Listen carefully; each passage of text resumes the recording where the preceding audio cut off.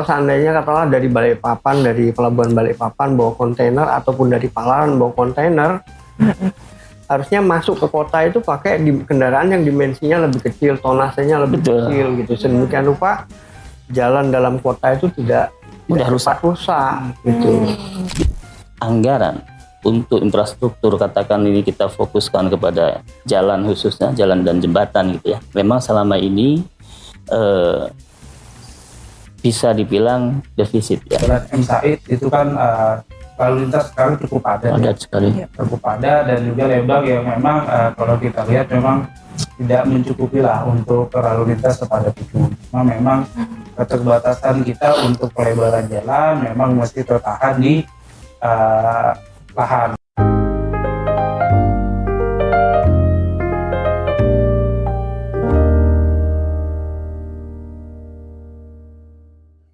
Halo Sobat Zetizen, kembali lagi bersama saya Dewinta Pramuswari di podcast Suara Zetizen, di mana podcast ini hadir sebagai media untuk menilai, mengevaluasi, dan mendorong layanan publik yang berkeadilan dan tentunya berpihak bagi masyarakat warga Samarinda maupun Kalimantan Timur. Ya, jadi kita sudah masuk ke episode 7 ya.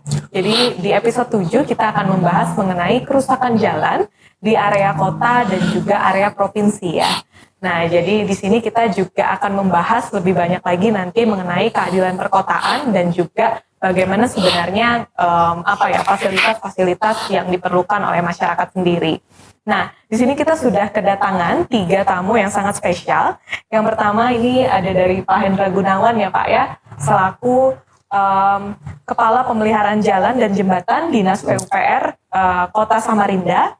Kemudian di sini kita juga sudah kedatangan Pak Haji Subandi selaku anggota Komisi 3 DPRD Provinsi Kalimantan Timur. Kemudian kita juga sudah kedatangan Pak Muhammad Zazir Alkas selaku akademisi dari Teknik Sipil Universitas Mula Warman ya Pak ya. Iya. Oke, ya jadi di sini menarik sekali kita akan membahas dari sudut pandang pemerintahan dan juga kita akan membahas dari sudut pandang tenaga ahli dan juga orang-orang yang mengerti secara teknis ya dari perkerasan jalan sendiri. Nah, ini kebetulan sekali sebelum kita mungkin akan masuk ke pertanyaan, kita akan melihat dulu ya ada beberapa kasus-kasus yang terjadi tentang kerusakan jalan. Ini kita akan membahas di wilayah kota dulu. Nah, jadi di sini menurut data yang sudah dikumpulkan dari tim podcast Suara Zetizen, di sini ada rincian lokasi dan kondisi jalan yang rusak di Samarinda. Yang pertama tuh ada di Jalan M. Said. Kondisi jalannya itu sudah rusak parah sejak beberapa bulan. Itu sudah dilaporkan warga dan langsung ditambah dan diaspal pada 26 Januari 2025. Kemudian ada juga di lokasi Jalan Damai 2, Sultan Sulaiman di daerah Sambutan. Kemudian ada di Jalan Merdeka, ada di Jalan Ring Road 3 dan Ring Road 2. Kemudian ada Jalan Ham Rifadin dan Ruas Nasional. Kemudian ada kawasan Sambutan, Sungai Kapih, Palaran. Kemudian ada daerah Simalang atau Simpangan Sempaja ya. Mohon maaf ya, Simpangan Sempaja. Ya, jadi ini ada beberapa kasus juga ya yang sebenarnya ada di daerah kita. Nah, kebanyakan ini karena kondisi parah, kemudian juga ada tentang di daerah Jalan Damai itu setelah longsor, UPTD katanya survei pada 24 Desember, perbaikan darurat dimulai minggu yang sama yaitu di Desember 2024 juga, dan masih banyak juga ya penanganan lainnya. Nah, ini kita juga melihat ya, dari dinamika yang seperti ini, dari banyaknya kerusakan jalan di wilayah Samarinda dan sekitarnya, kita juga melihat ada beberapa tentunya netizen yang komentarnya sangat menarik ya. Ini kita ambil 3 dulu nih. Ini ada beberapa netizen yang berkomentar, salah satunya adalah itu kontainer-kontainer yang parkir dan bongkar muat di pinggir jalan ring road mohon diperhatikan ya, karena itu memakan setengah jalan ring road. Kemudian sudah berlangsung bertahun-tahun menyebabkan jalan berlumpur, licin kalau hujan dan berdebu kalau panas ya. Nah, ini kemudian juga ada yang bilang nih, kalau jalan yang sering dilalui truk besar, saya sarankan pakai material cor saja. Kalau pakai aspal nantinya bisa mudah rusak. Lihat saja di ring road, bagian aspalnya banyak lubang, tapi bagian cornya mayoritas masih banyak dilalui. Atau ini trik supaya kerja berulang terus-menerus ya, Makanya pakai aspal supaya untung berkali lipat, dapat proyek terus, setiap aspal hancur dilewatin truk kontainer. Wow, ini agak pedas ya. Kemudian yang selanjutnya, kalau dilewati truk gede mending dicor, lihat aja ntar jalannya bergelombang lagi tuh. Nah, jadi ini kebanyakan netizen juga mengomentari perkara materialnya ya. Jadi sebenarnya bagaimana sih jalan itu secara ideal ya? Mungkin kita langsung saja ke akademisi dari Mula Warman ya Pak ya, dari jurusan Teknik Sipil, Pak Zazir. Kita mungkin akan membahas dulu nih Pak, merespon dari komentar-komentar masyarakat yang tadi sifatnya masih spekulatif ya Pak ya, tentang jalan itu lebih baiknya dicor aja atau diaspal aja, itu sebenarnya ya gimana sih Pak dari segi perencanaan idealnya? Dipersilahkan Pak. Sebenarnya jalan itu memang karena fungsinya untuk melayani lalu lintas ya, itu memang diizinkan, memang dengan seiring berjalannya waktu itu memang harus mengalami kerusakan gitu. Jalan itu memang diciptakan untuk mengalami kerusakan gitu ya. Tapi apakah kerusakan itu wajar pada time frame yang sudah direncanakan atau tidak gitu loh. Yang jadi masalah itu terkadang kalau Bapak Ibu netizen yang mendengarkan tadi dari komentar-komentar tadi selalu menyalahkan ke pavementnya, ke perkerasannya gitu ya. Padahal itu tidak, mungkin kalau seandainya konsultan perencana atau kontraktor sudah melakukan porsinya dengan benar gitu ya, ya seharusnya yang menjadi masalah itu adalah kendaraannya, baik itu dimensi ataupun bebannya yang ada di kendaraan itu. Jadi perlu diketahui bahwasanya kendaraan itu setiap melintas di jalan itu akan memberikan kontribusi kerusakan atau yang kita kenal sebagai vehicle damage factor. Sekali melintas itu dia memberikan nilai pengurangan terhadap jalan baru itu sebesar berapa? Kendaraannya tipe apa dia? Kendaraan pribadi atau kendaraan, semakin berat kendaraan itu FDV-nya akan semakin besar. Jadi kontribusi dia mengurangi nilai fungsional ataupun struktural jalannya itu juga semakin cepat gitu.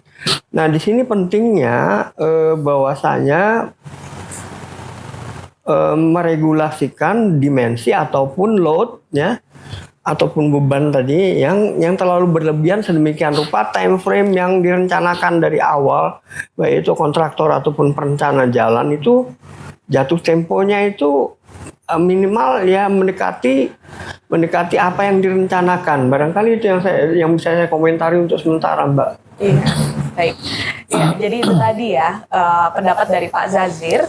Jadi tadi sudah dipaparkan ya pada kita semua bahwa jalan itu ada dirancangnya, ada masanya ya Pak. Ya, ada masanya. Kira-kira berapa tahun Pak biasanya Pak masanya itu? Kalau menurut ketentuan yang baru itu yang MDP metode desain perkerasan yang baru 2017 itu biasanya rigid itu pada kisaran 40 tahun. Tetapi kemudian yang lentur itu sekitar 20, 15 dan 10. Jadi relatif tidak kaku, yang fleksibel itu sifatnya ya. Cuma biaya investasinya biasanya kalau rigid itu kan biasanya akan mahal sekali gitu ya. Akan mahal sekali dan sebagaimana kita ketahui biasanya pemerintah kota atau kabupaten kota itu ada memiliki keterbatasan budgeting gitu ya. Tidak seluruhnya bisa dibuat menjadi jalan baru. Nah, kaitannya ini di sini terkait dengan pemeliharaan itu tadi. Jadi mestinya dimensi intinya peruntukan SPMK. Jadi SPMK itu adalah standar peran, fungsi, dan kelas jalan itu harus sesuai dengan kendaraannya gitu ya. Harus sesuai dengan kendaraannya. Ya, baik Pak. Jadi berarti tadi ada dua jenis ya Pak ya, jalan itu ada yang rigid pavement, kemudian ada perkerasan lentur. Iya, ada yang lentur. Jadi biasanya kalau misalnya rigid pavement itu teman-teman itu untuk dilalui oleh jalan-jalan yang berat seperti trailer, kontainer ya Pak ya, truk. Kemudian juga kalau misalkan perkerasan lentur itu biasanya lebih kepada beban-beban kendaraan di perkotaan ya Pak ya, seperti mobil, kemudian juga motor ya teman-teman sekalian. Jadi tadi sudah dipaparkan juga bahwa rigid pavement itu sebenarnya secara masanya itu dibuat selama tahan untuk sampai 40 tahun, kemudian juga untuk perkerasan lentur itu bisa 10 tahun, 15 tahun, dan 20 tahun ya Pak ya. Mungkin tergantung juga dengan penempatan jalannya juga ya. Dan, perhitungan mengenai beban kendaraan di area tersebut ya Pak ya. Iya. Nah, jadi itu teman-teman sebenarnya itu sudah mengonfirmasi ya. Tadi ada berbagai spekulasi netizen yang hanya membicarakan juga tentang materialnya saja. Padahal juga ada ibaratnya tuh faktor-faktor lainnya seperti banyaknya jumlah penduduk, kemudian juga beban kendaraan di wilayah tersebut, serta bagaimana ibaratnya load atau juga beban yang sebenarnya ada di perlintasan wilayah tersebut. Nah itu tadi ya, kita sudah membahas dari sudut pandang yang cukup teknis. Nah sekarang kita akan melemparkan pertanyaan kepada perwakilan Dinas PUPR ya Pak ya. Pak Hendra di sini kita juga menanggapi ya Pak ya dari pertanyaan netizen tadi. Sebenarnya sudah sejauh mana sih Pak PUPR sendiri itu sudah melakukan upaya-upaya lah, baik itu dari sifatnya regulasi atau mungkin dari ibaratnya pengawasan atau mungkin eksekusinya di lapangan. Ya, dipersilahkan Pak Hendra. Jadi di jalan di kewenangan kota ini kan memiliki kelas jalan yang relatif kecil ya Mbak ya. Jadi kita memang khususnya memang tidak dilewati kendaraan yang baru termasuk besar. Jadi memang untuk yang tadi dijelaskan dengan Pak Jazi memang hampir jenisnya hampir sama, bahwa memang kita untuk rigid pavement, untuk beton sendiri memang sudah ada rencana umumnya, dan di jalan kota juga kita hampir seluruh jalan kota kita juga sudah perkerasan beton ya, perkerasan kaku, dan memang di dalam beberapa tahun terakhir ini kita juga ada sedikit pemeliharaan dengan perkerasan lentur, kita lapisin lagi dengan aspal di kawasan kota gitu. Dan juga untuk penanggulangan biasa kerusakan sih kita juga ada pemeliharaan rutin kami yang terus kita laksanakan untuk mencegah kerusakan dari kondisi jalan yang ada di kota. Oke. Jadi sudah ada upaya-upaya juga ya yang sebenarnya dilakukan oleh Dinas PUPR ya. Nah, tapi kita melihat juga nih dengan tadi ya Pak, mengaitkan tentang suara-suara yang sudah diberikan oleh netizen tadi nih Pak. Nah, ibaratnya kan tadi juga sudah dijelaskan juga oleh Pak Zazir ya, bahwa ada masa terhadap terhadap jalan sendiri. Kemudian juga Pak Hendra tadi sudah menjelaskan juga bahwa sebenarnya ada upaya berupa pemeliharaan ya Pak ya. Nah sebenarnya seberapa jauh sih Pak pemeliharaan ini? Karena kita melihatnya juga paling nggak sampai beberapa tahun gitu, paling kayak 2 tahun jalannya rusak lagi gitu Pak. Itu kenapa Pak? Apakah karena jalan itu harusnya diganti sampai ke struktur bawahnya, atau dilapis itu sudah cukup Pak? Gimana Pak? Jadi kebanyakan sih kerusakan yang terjadi itu karena memang kita mesti banyak titik-titik genangan ya Pak.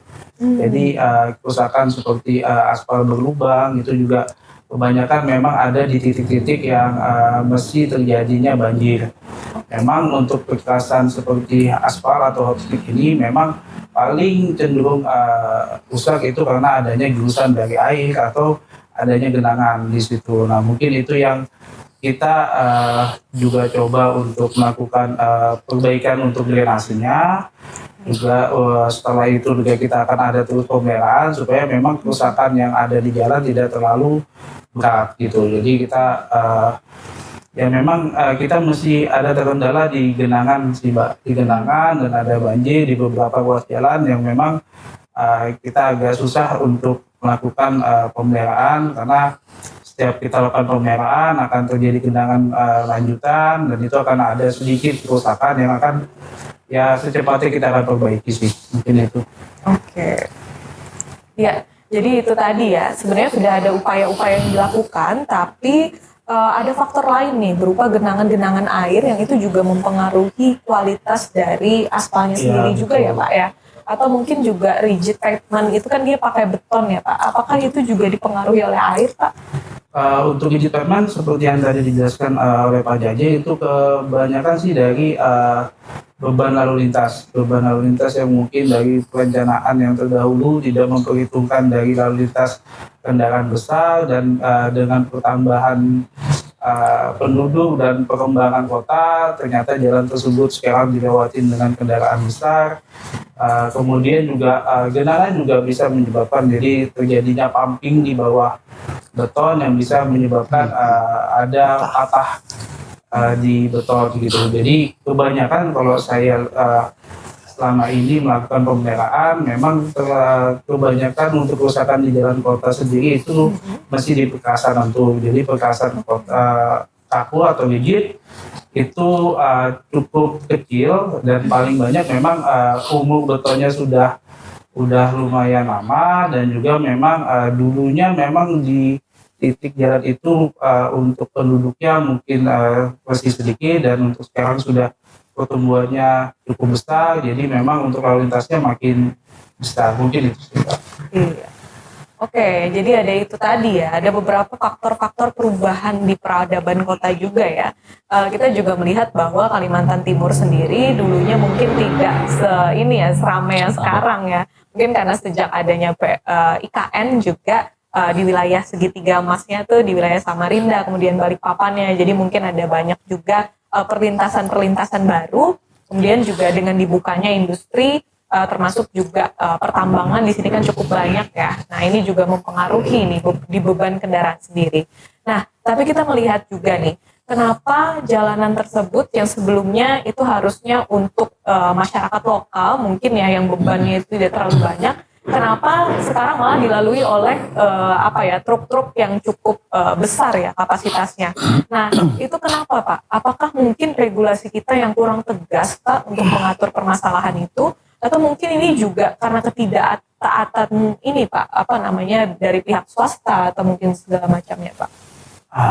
Kalau regulasi kemungkinan di perhubungan sendiri atau di kami juga memang ada pembatasan yang kan ada tonase yang memang harus kita batasin, tapi ada beberapa contoh ruas jalan yang masih juga dilewatin oleh kendaraan-kendaraan bermuatan, apalagi di sana biasanya ada yang seperti protokolan atau untuk pengantaran untuk barang dan lain-lain yang mungkin itu yang jadi penyebab sih. Jadi memang kita juga tidak bisa membatasi terlalu signifikan untuk kendaraan-kendaraan yang sifatnya konsumtif gitu, yang memang dia harus tiap hari melintas di jalan tersebut. Jadi memang kita akan lakukan biasanya sih peningkatan kalau memang struktur rigid kita atau struktur kalkulasi kita memang sudah tidak memadai untuk kebutuhan tonase lalu lintas yang sekarang gitu. Oke, ya jadi itu tadi ya sudah dikonfirmasi langsung ya, sebenarnya itu juga ada sebenarnya sudah secara regulasi sudah diupayakan ya, tapi juga banyaknya aktivitas-aktivitas di daerah jalan situ ya Pak ya, itu yang menjadikan sulitnya terkontrol. Nah, tapi kan tadi kita sudah melihat ya, teman-teman podcast Suara Zetizen sekalian, kita sudah melihat bahwa ada upaya pemeliharaan nih.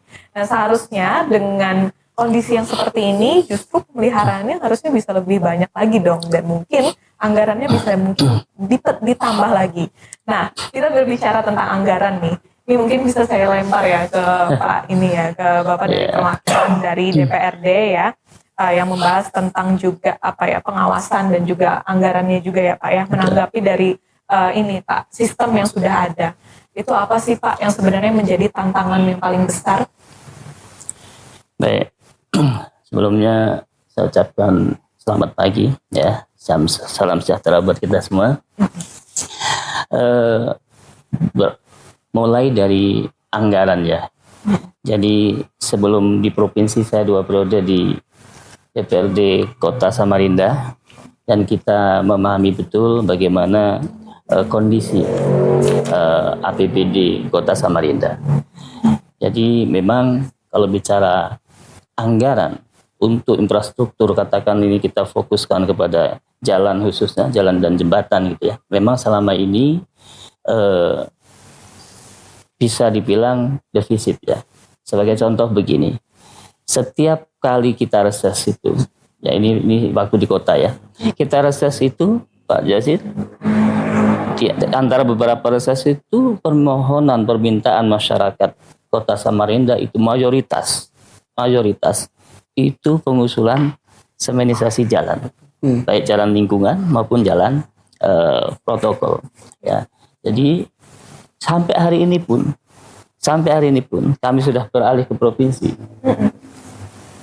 Ketika menjaring suara masyarakat melalui reses atau apapun, itu yang tertinggi juga masih menduduki ranking pertama, masih infrastruktur, persoalan infrastruktur lingkungan dan lain-lain.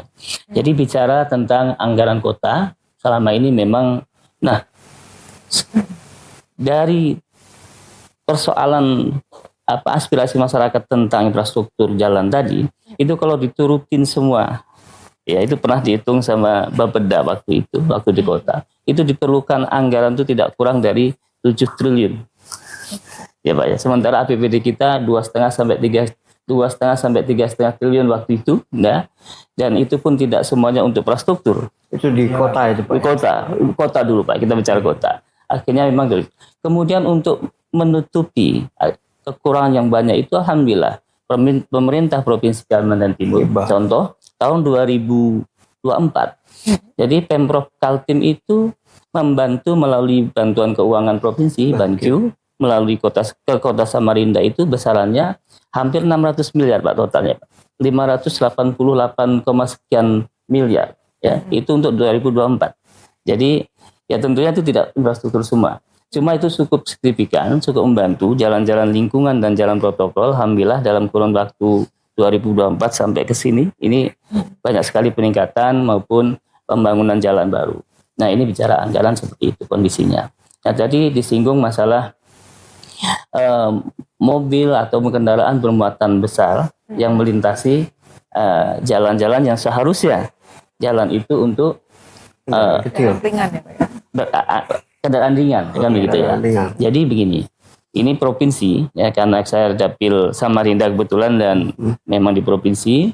Sebenarnya kalau dari pemerintah provinsi melalui PUPR itu sudah membuat perencanaan yang menurut saya sudah sangat bagus. Sebagai contoh begini, kendaraan besar yang sekarang melalui perumahannya Bapak Yazid ini, Lobakung itu Pak, itu sudah direncanakan 3-4 tahun yang lalu supaya kendaraan berat tidak melintasi kawasan pemukiman Lobakung.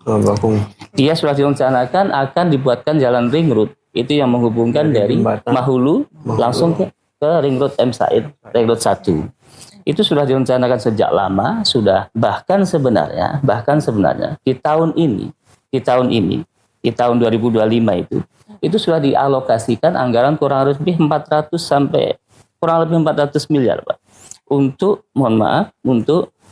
akses ring road, kemudian lanjut ring road ke ring road 4 ke APT Pramoto, ya, jalan-jalan lingkar, dalam hal ini ring road, supaya apa? Supaya kendaraan berat itu tidak melintas kota. Ini sudah direncanakan. Tapi alkulihal untuk tahun ini sepertinya anggaran itu tidak bisa digunakan Pak, karena adanya efisiensi. Jadi untuk tahun ini memang anggaran kurang lebih 410 miliar itu peruntukannya untuk yang lain. Jadi ada kemungkinan tahun 2026 baru akan dimulai lagi. Nah itu khususnya pembebasan lahan dari Mahulu ke ring road 1. Jadi salah satu contoh seperti itu Mbak. Nah jadi kalau seandainya ini nanti sudah terkoneksi lintas ring road ini, muatan berat dari pelabuhan Palaran, katakan atau dari Balikpapan, dari manapun, semuanya tidak boleh yang berat-berat langsung melintas ke jalan kota. Jadi bahkan distribusi barang, mohon maaf, ini bicara Kaltim, distribusi barang itu banyak sekali dari Samarinda, dari Balikpapan Samarinda bermuatan berat menuju Bontang, menuju Sangatta dan lain-lain itu melalui jalan-jalan kota kadang-kadang. Ya, dalam kota. Muat material berat dan kota. Nah nanti ketika ring road ini jadi dari dari Mahulu langsung ring road Rifadin, ya Rifadin, ring road 4 langsung APT Pranoto langsung ke arah Bontang. Nah ini yang sebenarnya sudah direncanakan dengan baik. Cuma kembali lagi memang di anggaran karena sekarang kena efisiensi untuk hal ini tentunya belum bisa direalisasikan di tahun ini, kemungkinan bertahun depan. Kemudian terkait tadi ada netizen yang menanyakan tentang parkir di trotoar, parkir trailer di ring road ya. Nah ini kami dari DPRD Provinsi Kalimantan Timur ya melalui Dinas Perhubungan berulang kali sudah menyampaikan untuk menertibkan kepada pemilik kendaraan berat ini supaya tidak parkir di median jalan sepanjang jalan ring road. Sebenarnya ini sudah berulang kali. Tapi itu bagus loh Pak sebenarnya Pak. Kalau kita masuk ke Jawa Timur ya. Yeah. Jadi ada area namanya Jalan Darmo itu ya. Memang disiapkan untuk staffing. Jadi perubahan dari kendaraan berat ke kendaraan kecil gitu untuk memindahkan. Nah ini konsep kita istilahnya konsep interface-nya di kita itu belum ada gitu. Iya. Kalau seandainya katakanlah dari Balikpapan, dari pelabuhan Balikpapan bawa kontainer ataupun dari Palaran bawa kontainer, kita kan pernah punya terminal peti kemas yang tidak dimaksimalkan kan gitu kan. Harusnya masuk ke kota itu pakai kendaraan yang dimensinya lebih kecil, tonasenya lebih kecil gitu. Sedemikian rupa jalan dalam kota itu tidak rusak gitu. Nah ini penting ini Mbak. Jadi betul, ketika nanti jalan ring road katakan sudah baik, ya kita tetap perlu yang namanya interface tadi Pak, atau semacam terminal kecil yang di situ untuk distribusi ke kendaraan-kendaraan yang ini yang belum ada. Adanya masih di Samanda seberang. Ya, tentunya ini juga untuk pelaku usaha karena dia hari-hari mendistribusikan barang ke pergudangan kemana-mana ke ruko mereka. Kalau kemudian harus di seberang memang jauh lagi. Nah ini yang harus dipikirkan oleh pemerintah juga. Ya, memang ini kendalanya mungkin lahan, Pak. Kalau di Samarinda tentunya lahan ya tempat.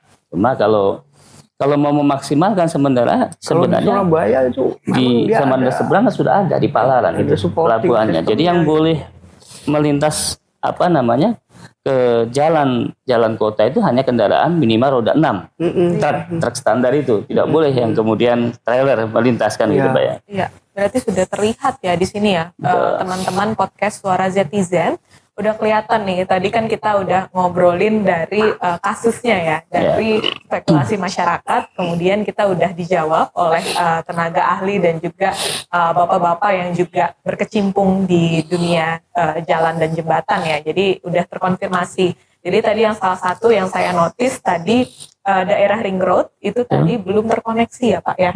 Karena kondisinya anggaran kita yang belum cukup dikarenakan adanya efisiensi anggaran yang awalnya itu seharusnya cukup banyak, kemudian juga menurun 410 M ya Pak ya.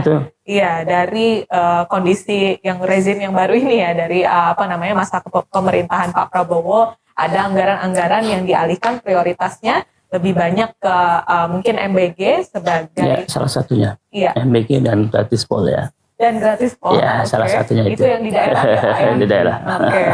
Nah, ini padahal menjadi isu yang bisa kita soroti nih. Padahal kan jalanan sendiri itu menjadi area kita berpindah ya.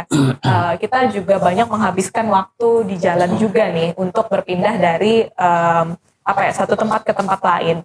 Kalau misalnya teman-teman yang mungkin tempat kerjanya dekat, itu mungkin ya nggak terlalu pusing lah soal ini. Tapi kalau misalkan tempat area kerjanya mungkin ini jauh, setiap hari harus kayak gitu melalui jalanan yang rusak, mungkin saya pikir cukup capek juga ya.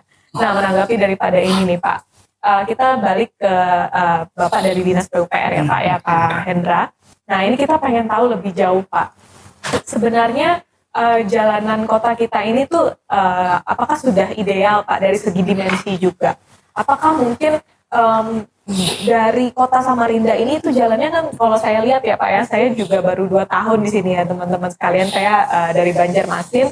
Di Banjarmasin itu jalanannya secara dimensi dia cukup lebar ya.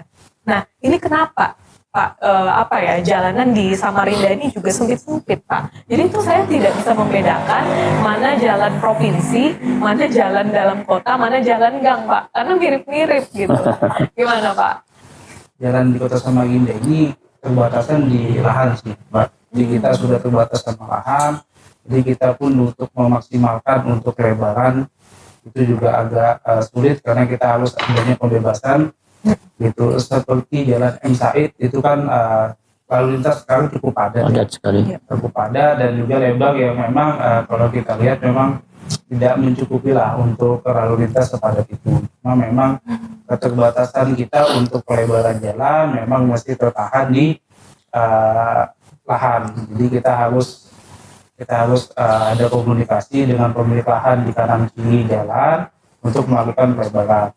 Gitu. Jadi memang kita akan maksimalkan untuk lebar jalan untuk jalan-jalan baru, tetapi untuk jalan kota yang sudah ada itu kita agak sulit karena memang kita harus melakukan pembebasan terlebih dahulu.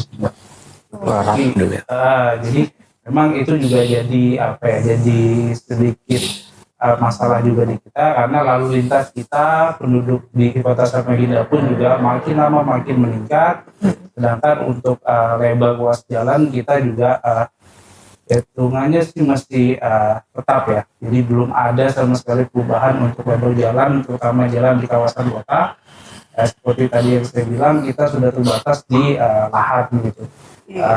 Jadi kita kalau untuk melebarkan kita juga harus ada kebutuhan lahannya lagi, dan itu juga harus ada ya pertimbangan lain lah. Mungkin itu semua.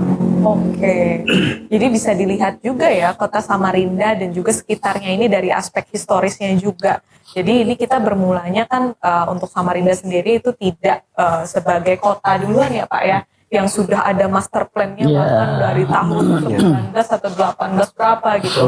Jadi Samarinda ini berawal dari permukiman daerah aja perkampungan. gitu ya.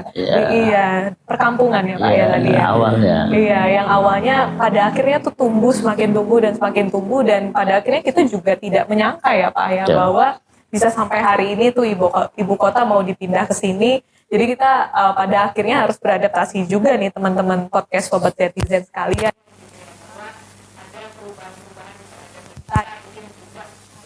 Menjadi konsentrasi khusus kita juga terhadap infrastrukturnya, karena seharusnya infrastrukturnya juga bisa menyesuaikan daripada itu dong ya. Sementara kita sudah melihat tadi bahwa ada anggaran yang cukup kecil ya Pak ya, padahal juga kita hitung-hitung nih untuk seluruh teriakan netizen lah ibaratnya, keinginannya warga gitu untuk dibenahi jalannya itu bisa sampai 7 triliun, tapi anggaran di kota ya Pak ya tadi ya itu hanya 2,5 sampai 3,5 triliun saja, dan itu pun dibagi-bagi ya Pak ya ke sektor-sektor yang lainnya. Nah ini nih yang harus menjadi perhatian ya, tidak hanya untuk pemerintah daerah saja, tapi seharusnya juga pemerintah secara skala nasional untuk bisa memberikan anggaran mungkin yang lebih luas agar kita semua bisa menikmati perubahan di kondisi Samarinda juga dan sekitar Kalimantan Timur. Nah ini tadi saya sudah mendengar ya ada beberapa celutukan dari Pak Zazir juga ya Pak ya, selaku akademisi dari Teknik Sipil Universitas Mula Warman. Pak Zazir tadi sudah ada menyebutkan beberapa kota seperti Surabaya ya Pak ya. Nah mungkin secara komparasi Pak, secara perbandingan nih Pak, mungkin Bapak ada pengalaman juga dari pembangunan di kota lain yang mungkin Bapak tahu yang sebenarnya itu bisa dijadikan referensi Pak untuk Kaltim. Boleh Pak, silakan. Sebenarnya begini ya, tadi terkait dengan odol tadi ya, overdimension dan overload tadi. Biasanya itu kan yang pergerakannya, kendaraan yang pergerakannya jarak jauh gitu ya. Jadi kalau masuk kota itu loadnya itu harusnya dikurangin, jadi dimensi bebannya harusnya dikurangin. Sedemikian rupa tadi saya katakan bahwasanya Contohlah kita area Darmo ya, yang merupakan interface antara perubahan dari kendaraan berdimensi besar menjadi berdimensi kecil. Kendaraan berdimensi kecil itu nanti baru diizinkan masuk ke dalam kota gitu ya. Baru diizinkan masuk ke dalam kota. Dan perlu kita ketahui juga Samarinda ini kan dari awalnya kan kota dengan pola grid yang pendek-pendek gitu ya. Pola grid apa? Grid itu apa ya? Jarak antar simpang yang pendek-pendek gitu ya. Jarak antar simpang yang pendek-pendek. Tidak mengikuti pola aturan, katakanlah kalau di peraturan jalan raya itu berdasarkan kelas, kemudian tipe pelayanan itu kan ada minimal bukaan antar grid itu ada yang 400 meter, ada yang 200 meter baru ketemu simpang lagi gitu ya. Nah itu juga akan berakibat fatal pada perencanaan tata kota ya. Tata kotanya biasanya perjalanannya jadi pendek-pendek. Perjalanan yang pendek itu memiliki kecenderungan kecepatannya rendah. Kalau kecepatan rendah dengan beban tinggi atau loadnya besar itu biasanya pembebanannya ke perkerasan itu juga semakin berat dibandingkan dengan kecepatan yang rada cepat sedikit, katakanlah di atas 60 atau 50 gitu ya, dibandingkan dengan 20 atau yang 30 gitu ya. Jadi nilai FDV itu juga normatif juga yang dikeluarkan di MDP 2017 itu. Karena yang di 2017 itu kemungkinan kecepatan yang jalan luar kota, bukan jalan yang di dalam kota. MDP itu apa? Metode desain perkerasannya. Jadi ada metode 2017 yang terbaru itu yang dikeluarkan Bina Marga, Dirjen Bina Marga Jakarta itu untuk menghitung perencanaan ataupun pemeliharaan jalan. Nah, jadi nampaknya Pak Bandi kita perlu mengembangkan fasilitas interface untuk kendaraan besar berubah menjadi kendaraan kecil untuk diizinkan masuk ke dalam kota. Termasuk fasilitas penunjangnya, katakanlah motel, warung makan untuk mereka istirahat untuk menuju kota lain, ataupun kita membawa produk dari kota Samarinda ke kota lain gitu. Ya. Pak menyela sebelumnya, interface ini berarti ada jalan besar tapi di sebelah diizinkan untuk bongkar muat di samping kanan kiri. Ya, distribusi. Berarti ada stasiunnya yang itu bisa bongkar muat. Kemudian bisa berubah truknya jadi lebih kecil gitu ya, dimensi truknya boleh berubah jadi lebih kecil untuk masuk ke dalam kota gitu ya. Atau sebaliknya dari dalam kota membawa produk, kalau mau dari Samarinda mau dijual kemana, ke interface tadi, ke jalan yang besar tadi dengan fasilitasnya, masuk ke peti kemas, lanjut ke kota lain gitu. Ya. Dan grid, coba kita perhatikan grid kota seperti Bandung gitu ya. Daerah Bandung Selatan itu gridnya pendek-pendek karena itu kota lama, memang pola pendek seperti juga Samarinda. Jadi mestinya konsep-konsep kalau seandainya kita mau buat Samarinda baru, nanti kita harus memperhatikan pola bukaan grid itu sebaiknya selebar-lebarnya kan, karena di situ ada jalan jadi gini. Jalan itu terbagi dua. Pertama adalah SJJP dan SJJS. Yang SJJP ini adalah jaringan primer, sistem jaringan jalan primer. Yang SJJS ini adalah sistem jaringan jalan sekunder yang melayani perkotaan. Dua-duanya di sini boleh diizinkan punya arteri dan punya kolektor. Gitu. Jadi arteri dan kolektor itu bebannya itu diizinkan. Kalau arteri secara umum up 10 ton ke atas, yang kolektor itu kira-kira 8 sampai 10 ton gitu ya. Nah coba kita perhatikan jalan-jalan di Samarinda, bahwa saya aja kadang kaget gitu. ini Lembu Suwana kok dilewati peti kemas ya. Lembu Suwana, simpang Lembu Suwana ini kan simpang dalam perkotaan, tapi peti kemas masuk ke dalam, itu kan aneh itu. Juga dulu zaman dulu waktu masih booming pisang, Segiri itu niaga timurnya Segiri itu, waduh itu truk-truk pisang dengan yang gandar Fuso. besar, luar biasa besar itu, yang jarak antar gandar 11 itu masuk ke dalam. Ini udah masuk perkotaan tapi pakai dimensi yang super besar dan memberikan kontribusi kerusakan yang besar juga ke jalan gitu. Iya, jadi ya kayak gitu ya Pak ya, secara dimensi dia besar, kemudian gridnya tadi juga Pendek-pendek, kemudian karena kecepatannya jadi rendah, akhirnya bebannya jadi menumpuk ya Pak ya. Jadi di menumpuk jalan. ke jalan, lebih faktor damage-nya itu lebih besar juga jadinya. Faktor kerusakannya juga besar gitu. Iya. Padahal kalau misalnya di teknik sipil sendiri Pak, perancangan jalan itu sebenarnya apakah sudah diperhitungkan Pak beban distribusi setiap kecepatan jalan itu Pak? Jadi begini, kalau kita mengacu Undang-Undang Nomor 34 tahunnya 2023 atau berapa ya, tentang jalan raya. Di sana ada tonase untuk kelas jalan dan tonase serta dimensi kendaraan maksimum yang diizinkan melintas. Oke. Terus kemudian di Undang-Undang 22 tahun 2009 atau yang revisinya, di bawahnya revisinya mengenai angkutan jalan, itu juga ada tonase dan dimensi juga berkaitan dengan SPFK. SPFK itu adalah status, peran, fungsi, dan kelas jalan. Jadi sebenarnya undang-undang kita ini udah cukup bagus ya. Sudah cukup bagus mengatur bahwasanya kendaraan terbesar seperti ini, katakanlah 2,1, kemudian dimensi 12 meter, tonase maksimal adalah 8,6, boleh melintasi di 3B, 3A gitu ya. Atau kelas arteri, tapi dia tidak boleh turun ke bawah. Di 3C ke bawah, 3D ke bawah, itu tidak boleh. Masuk jalan lingkungan tidak boleh. Sementara di perkotaan kan umumnya adalah 3A, 3B ke bawah, yang tonasenya lebih kecil diizinkan gitu loh. Kalau dia itu tonasenya masuk ke dalam, ya habis aja lagi propagasi kecepatan kerusakan itu lebih cepat gitu ya. Baik.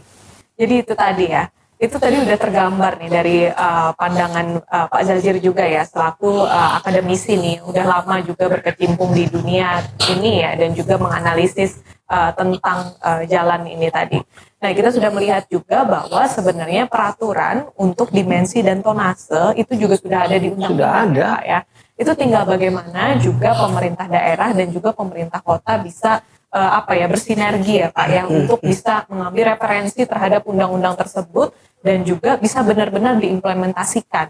Nah, tapi tadi kita udah melihat ya, sebenarnya kita tuh pengen untuk menuju betterment atau kondisi ideal di suatu kota kita, tapi kita juga terhalang juga karena aktivitas industri yang ada di dalamnya. Nah, berbicara tentang industri, kita melihat bahwa Kaltim sendiri itu sangat dekat dengan industri tambang ya Pak ya. Nah, saya ingin menggali ya, ini dua pertanyaannya untuk Bapak Dinas PUPR dan juga perwakilan dari DPRD ya Pak ya. Bagaimana sebenarnya perizinan tambang sendiri ini di daerah Kaltim ini pada akhirnya berdampak kepada kerusakan jalan Pak. Nah, apakah yang sebenarnya adakah sebenarnya masukan-masukan nih ke pemerintah kota atau daerah kita untuk bisa mengatur perizinan ini, atau bagaimana Pak baiknya? Ya. Baik. Sebelum itu saya ingin sampaikan terkait overload tadi ya. Odol ya istilahnya ya, dari Dinas Perhubungan. Kebetulan Dinas Perhubungan Provinsi Kalimantan Timur ini kan sudah memberlakukan ya. Ini di tahapan uji coba. Kalau tidak salah ini masa-masa uji coba dan akan diberlakukan di Juli tanggal berapa saya lupa itu. Itu nanti ada aturan, ada regulasi baru yang mana nanti setiap kendaraan itu tidak boleh melampaui tonasenya. Odol ya, overload dan over dimension, tidak boleh itu. Karena pertama yang disampaikan Pak Jaji tadi itu juga berkontribusi ataupun menyumbang kecepatan kerusakan dari jalan itu sendiri. Itu satu. Kedua, dari tingkat keamanan baik pengendara sendiri maupun orang lain. Ya. Sebagai contoh lah Pak, kalau kita sedang jalan bersamaan dengan kendaraan yang bermuatan over, itu kita sebagai pengendara itu merasa tidak nyaman, tidak aman, kan begitu. Nah ini bagus, kami mendorong Dinas Perhubungan supaya ini betul-betul diterapkan dan harus ada sanksi tegas ketika ada para pengendara yang masih tidak mengabaikan aturan itu, yang masih overloading, yang masih over dimensi tadi itu. Nah kemudian tadi terkait apa Pak terakhir tadi? Industri tambang. Jadi tadi tanyakan terkait perizinan. Jadi Mbak Wiwi bahwa perizinan terkait tambang ini sekarang kewenangannya sudah ada di pusat. Ada di pusat. Jadi tidak lagi di daerah. Nah ini juga repotnya kita. Di sisi lain kerusakan ada di daerah. Ya, kontribusi terhadap kerusakan di daerah, banjir dan lain sebagainya, ya. Tapi kewenangan perizinan ada di pusat. Nah, kalau dulu kan beda ceritanya, Pak. Kalau dulu untuk sekian hektar ada di kota boleh, kabupaten boleh. Makin luas kewenangan provinsi. Kalau sekarang tidak ada, itu kewenangan diambil pusat.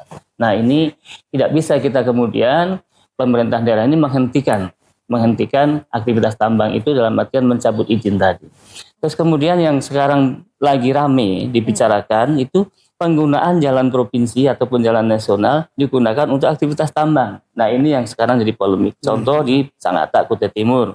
Itu bukan cuma tambang Pak, sawit ya juga. Sawit ya juga. Nah ini memang harus ada regulasi yang pasti. Ya, yang kami sebenarnya secara pribadi, kalau pendapat pribadi kita jangan izinkan khususnya tambang ya. Kalau sawit masih relatif ringan Pak. Tapi kalau tambang ini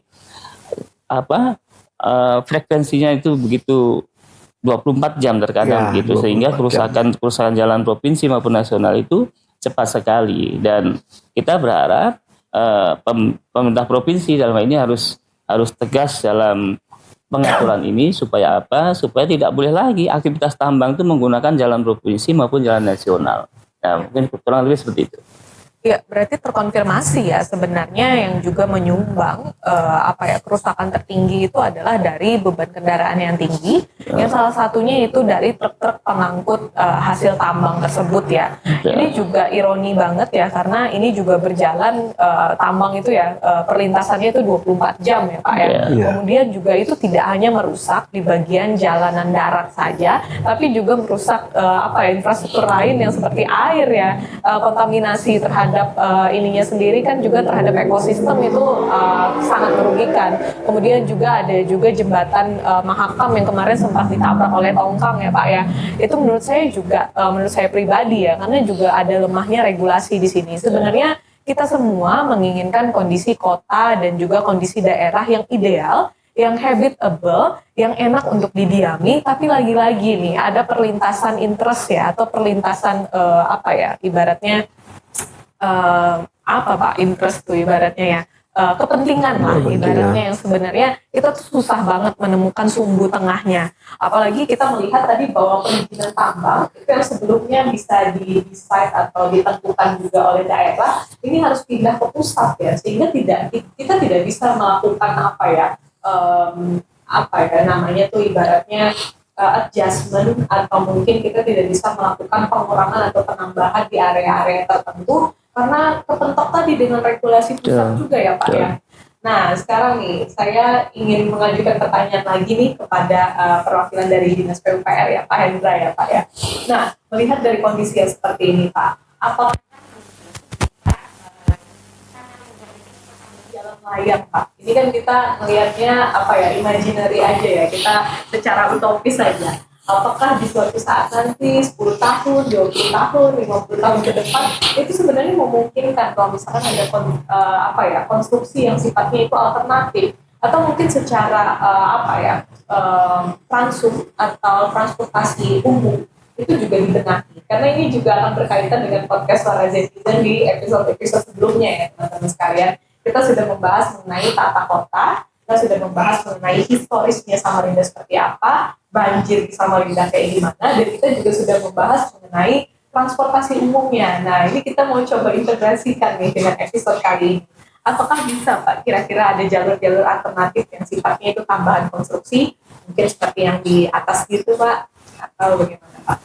Ya, jadi untuk perencanaan kita penambahan seperti yang tadi, seperti jalan layang atau flyover atau penambahan ruas dan lain-lain, itu kemungkinan kita bisa gitu. Tapi memang kita harus ada sedikit pembebasan untuk lahan-lahan yang mungkin akan kita gunakan. Jadi memang akan mesti panjang gitu kerjaan kita, karena solusinya memang kita harus penambahan untuk lahan dulu, untuk pembebasan dulu, kemudian nanti kita akan laksanakan untuk mungkin penambahan ruas jalan atau penambahan tadi flyover gitu. Karena memang kalau untuk tadi jalan lain dan lain-lain, memang konstruksinya kan cukup memakan banyak badan jalan juga, atau cukup juga untuk lebarnya.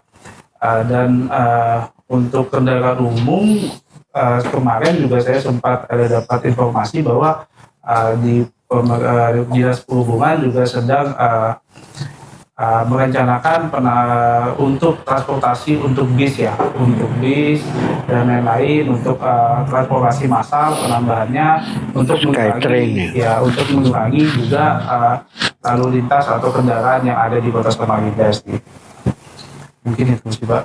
Ya baik, tadi ya, itu tadi pendapat dari Pak Hendra selaku perwakilan dari Dinas Dinas PUPR ya Pak ya, Dinas PUPR ya. Ya, jadi sebenarnya untuk flyover itu sebenarnya memungkinkan ya Pak ya, tapi ada dua PR ya. Yang pertama adalah pembebasan lahan, dan juga apa Pak secara yang pasti anggaran. Ya, anggaran juga. Anggaran untuk flyover juga memang cukup besar gitu. Iya. Banding kita menambah ruas atau lebar jalan lah. Itu. Ya. Jadi juga kita melihat ya bahwa sebenarnya alternatif ini seharusnya bisa dikembangkan ya, karena wilayah kita ini secara tata kota, secara historisnya juga sudah cukup kepentok ya kondisi kita sekarang. Dan juga yang penting, paling penting juga tadi tentang anggaran. Nah, kita melihat nih dari flyover tadi Pak, kira-kira apakah ada jangka tertentu kira-kira memungkinkan flyover ini bisa dalam berapa puluh tahun lagi Pak? Biar ini bisa jadi gambaran bagi penonton juga yang menunggu-nunggu sebenarnya. Perkiraan saja nggak apa-apa Pak. Kalau flyover ini ya, kita kan kebutuhannya kan juga yang tadi anggaran juga lumayan besar, dan juga kita daya dukung tanah dan lain-lainnya gitu. Kita harus ada perencanaan yang lebih matang, dan juga apakah si flyover ini tidak mengganggu untuk masyarakat sekitar. Apalagi kita tahu di kawasan kota kita ini kan sudah kebentuk dengan ruko-ruko yang dempet juga sekali dengan badan jalan dan yang lain sih. Mungkin tapi memang perlu sih untuk penambahan ya tadi perencanaan flyover dan lain mungkin 10 atau 15 tahun, karena kita lihat dengan adanya ibu kota dan kita jadi salah satu penunjangnya, kemungkinan besar peningkatan penduduk juga akan melonjak gitu. Mungkin di 5-10 tahun ke depan kita memang harus ada rencana-rencana baru untuk mengatasi kemacetan yang terutama sih. Jadi itu tadi ya teman-teman podcast Suara Zetizen, kita juga perlu kira-kira time frame-nya itu 10-15 tahun ya. Itu juga termasuk dengan upaya-upaya seperti soil investigation juga ya Pak ya. Jadi pada saat sebelum pembangunan itu kita juga harus melihat daya dukung tanahnya itu seperti apa juga ya teman-teman. Jadi sebenarnya ini adalah sebuah upaya panjang. Nah, kita melihat tadi juga waktu sudah mau habis ya teman-teman sekalian. Kita akan lemparkan lagi kepada setiap narasumber, mungkin bisa memberikan closing statement berupa berupa harapan dan juga apa yang bisa diberikan sebagai saran gitu terhadap pemerintah kita sekarang atau juga pemerintah pusat ya Pak ya. Mungkin bisa dimulai dari Bapak dulu Pak. Oh boleh. Ya. Yeah. Jadi terkait dengan jalan ya, terutama jalan, terkhusus pemerintah Provinsi Kalimantan Timur ya, karena saya dapil anggota DPRD Provinsi Kalimantan Dapil Samarinda, saya berharap nanti di pembahasan anggaran yang tidak lama lagi dibahas teman-teman Banggar, terkhusus Dapil Samarinda ya, termasuk saya sediakan mencoba berjuang supaya khusus Samarinda itu mendapatkan alokasi anggaran yang yang cukup gitu ya. Memang cukup, kalau bicara ideal tidak mungkin, tapi setidaknya yang signifikan. Termasuk mengembalikan anggaran-anggaran yang kemarin yang seyogyanya tahun ini sudah bisa dimanfaatkan oleh masyarakat Samarinda khususnya, seperti karena efisiensi tadi. Jadi terkhusus pemerintah provinsi seberapa itu, kemudian harapan kita lubang-lubang di Samarinda ya, target katakan 1-2 tahun ke depan itu harusnya sudah tuntas lah, karena ini rencana sudah lama. Bahkan lintas ring road tadi, koneksi antar ring road tadi itu sebenarnya diproyeksikan itu 2026 akhir itu sudah bisa dilalui. Dulu saya kalau tidak salah statementnya dari PUPR provinsi, tapi karena anggaran kemudian harus dialokasikan yang lain sehingga tadi tidak bisa direalisasikan. Yang kemudian ya, harus masyarakat harus bersabar lagi, seperti kata Pak Jati tadi, sering melihat kontainer masih masuk di perkotaan yang sebenarnya sudah tidak dibolehkan lagi. Nah, harapan kita ke depan terkhusus Samarinda, persoalan jalan-jalan ini segera tuntas. Kemudian ada tadi ya, harus ditanggapi yang pertanyaan netizen tadi yang masalah tambal sulam, seolah-olah dalam tanda petik ini memang kerjaan yang diada-adakan supaya cepat rusak, supaya kerja kembali. Ya, saya melihatnya tidak seperti itulah ya. Kita harus tetap positive thinking. Adapun memang di lintasan ring road itu kemarin beberapa bulan sempat rusak aspal itu karena terkena air. Adapun niat mengaspal kembali padahal bawahnya sudah rigid beton, kenapa diaspal kembali? Itu supaya tingkat kenyamanan saja sebenarnya. Kenyamanan bagi pengendara. Kalau aspal itu relatif lebih nyaman. Ya, jadi kendaraan itu tidak terlalu bunyi dan berisik gitu ya. Memang tingkat kenyamanan, harapannya sebenarnya seperti itu, rencana untuk kenyamanan pengendara itu sendiri. Tapi ternyata karena paretnya belum disiapkan dengan matang, sehingga jalan itu terendam, aspal mudah rusak kembali. Ini kita tekankan kepada PUPR. Jadi dalam waktu dekat, pembuatan paret-paret di sepanjang ring road dan lainnya itu sudah akan dimulai. Jadi harapan kita, ya ini kepada PUPR khususnya, dalam bekerja, perencanaan maupun pelaksanaannya harus profesional dan kita berharap segala hal aspek itu diperhatikan. Tepat, jangan aspal dulu kalau belum ada paretnya kan seperti itu. Contohnya seperti itu. Mungkin demikian. Terima kasih. Terima kasih Pak. Nah itu lanjut lagi ke Pak Jazir ya, harapan dan sarannya Pak. Mungkin singkat saja Pak. Saya mungkin ngusul ya ke pemerintah kota itu, mungkin kalau seandainya kelas jalan itu nama jalan dan kelas jalan itu dicantumkan. Jadi kan biasanya di ujung-ujung itu ada nama jalan dan kelas jalan kan ya. Kemudian di Perwali itu sebaiknya petugas pengawas kendaraan itu harusnya diaktifkan kembali, sebab karena kewenangan untuk mengawasi operasional jalan itu kan berada di Dinas Perhubungan dan Korlantas ya, Korlantas. Jadi setelah ada tadi kelas dan fungsi tadi SPFK tadi di name tag jalan tadi, berharap ini nanti diperkuat di Perwali mengenai pengawas jalannya. Jadi suatu ketika bisa melakukan tilang gitu ya, bisa melakukan tilang atau memberhentikan kendaraan yang overload atau overdimensi yang masuk kota gitu. Nah itu juga bisa mengurangi minimal mengurangi kontribusi kerusakan jalan yang di dalam kota ya. Mungkin itu yang dari saya. Iya. Nah berarti tadi juga sebenarnya selain anggaran, harapannya juga ada juga ketegasan ya terhadap law enforcement ya. Sehingga ada sistem-sistem yang seperti tilang tadi, jadi ketika ada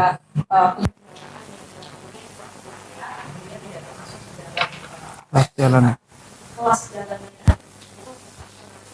harusnya itu seperti itu ya juga ya teman-teman ya, ada regulasi yang sifatnya itu tegas.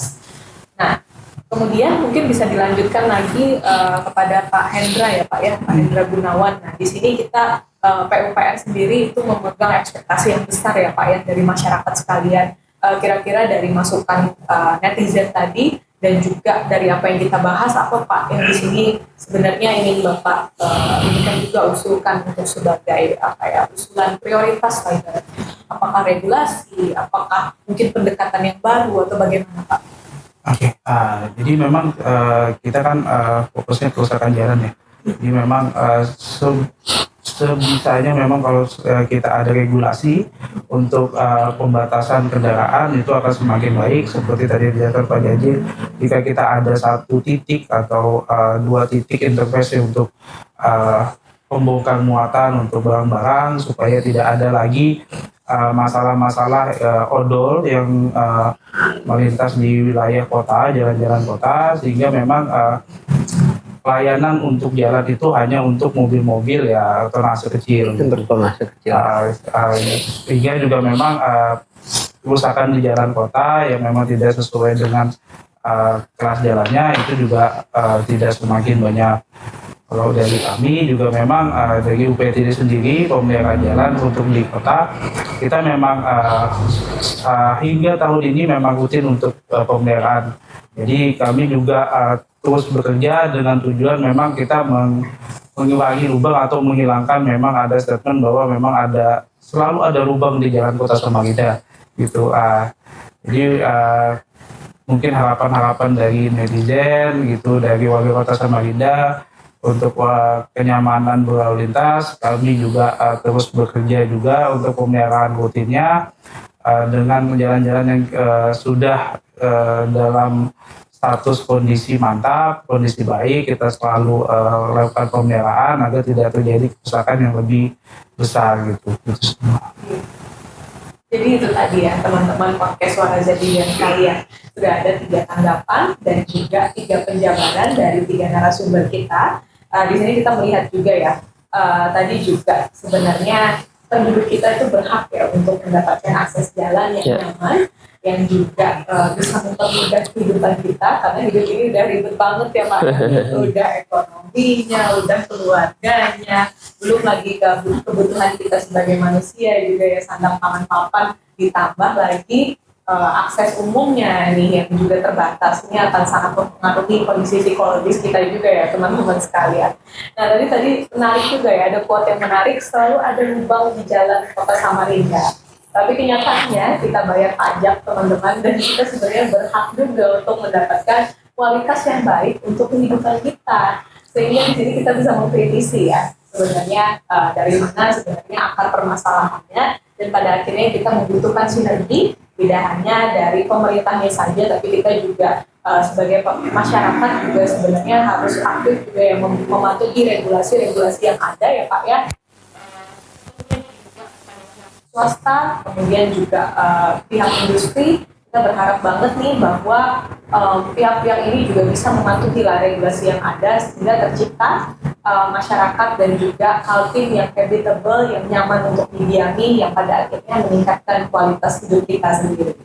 Ya, itu tadi teman-teman sekalian podcast Suara Netizen. Semoga podcast ini bisa menjadi bahan evaluasi atau mungkin bahan pendalaman atau studi komparatif atau mungkin riset juga bagi teman-teman sekalian, dan juga semoga diskusinya ini bisa disambung lagi dimanapun teman-teman Sobat Netizen berada, dan sampai jumpa lagi di episode kita selanjutnya.